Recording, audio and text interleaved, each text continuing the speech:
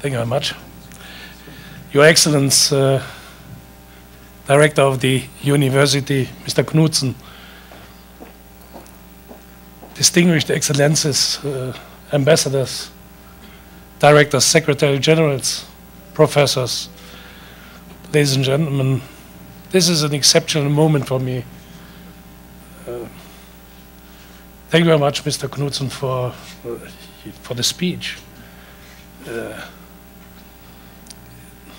I must admit, there were two new things for me in the speech. First, that I'm so nice man, I didn't know. Secondly, that I will return after my political career to sell books. To be honest, my intention was to write books after my political career. But writing books makes no sense if there is nobody who sells the books. So I try to combine both. Thank you very much for this exceptional honor.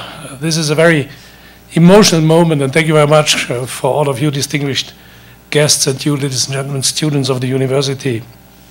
This is my second visit to your university. I was here some years ago as the chairman of the Social Democratic Group in the European Parliament, and I had the exceptional privilege that the rector in this time, who was, by the way, as I remember, also a German descendant, was the same. No, there was another one, Mr. Wassermann.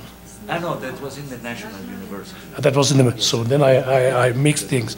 Mr. Knudsen, then it was you who showed me the certificate of the founding of the university, the permission of Philip IV yes. to open this university. And I must tell you that I often spoke about the moment, because for me that was a real exceptional moment to have in my hand the permission of a Spanish king who gave the permission to open this university here.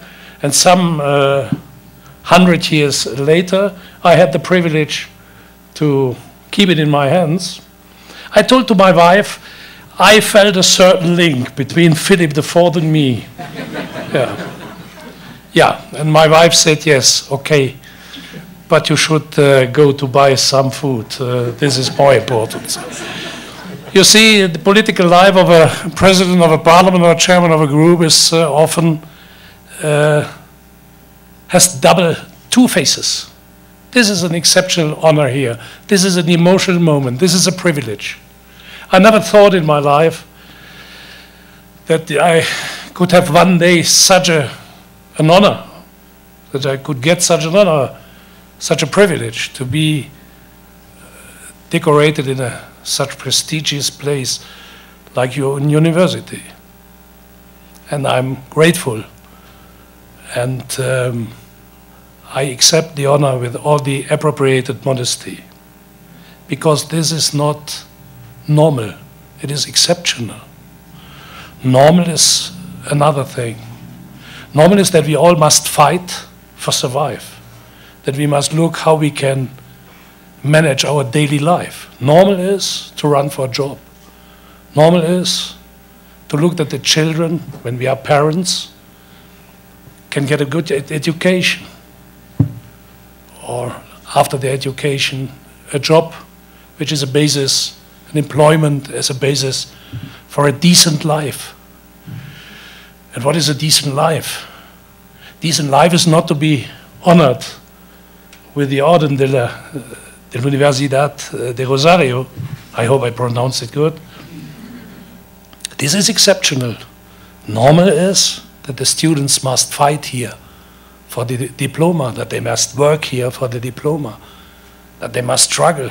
Normal is that the professors must look that the university is well functioning, that the chancellor or the director general must look that the necessary money is available and the university is provided with the necessary means to provide a good education to the students here. That's normal life. And you mentioned in your speech that I joined political life with 19 years. I'm now a little bit older, but in this long time I'm active in politics, I engage myself always exactly in answering to the questions, how can we, those who have responsibility in political life, those who have mandates in a parliament, those who are ministers, those who are ambassadors. By the way, Ambassador Holmes Trujillo, this is an enormous pleasure to meet you here once more, because we used to work a long time very intensively and closely together in Brussels, and I think you and I will never forget the enormous struggle we had to fight for the free trade agreement with Colombia. I invested my whole life in answering to the question, how can we organize ministers, parliamentarians, mayors, professors, people who have a responsibility in public life, how can we organize a better life for ordinary citizens?